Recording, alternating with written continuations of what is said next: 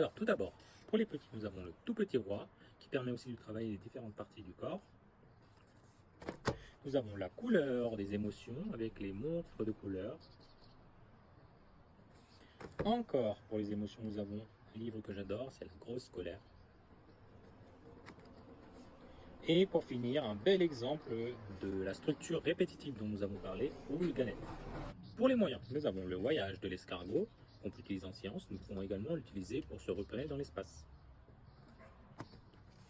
Nous avons également le petit chaperon rouge, sous différentes versions. Alors le fait d'avoir plusieurs versions va permettre de travailler les inférences, de comprendre des choses qui ne sont pas dites dans l'histoire, et aussi de créer notre propre histoire du petit chaperon rouge, notre version à nous.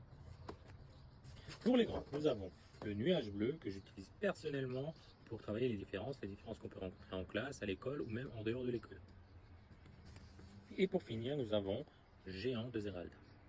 Bien évidemment, pour faciliter la compréhension, nous pouvons travailler le vocabulaire en amont, surtout s'il s'agit d'un vocabulaire complexe. Et pour vérifier la compréhension, pour voir s'ils ont bien compris, on peut passer par le dessin ou bien par le raconte-tapis.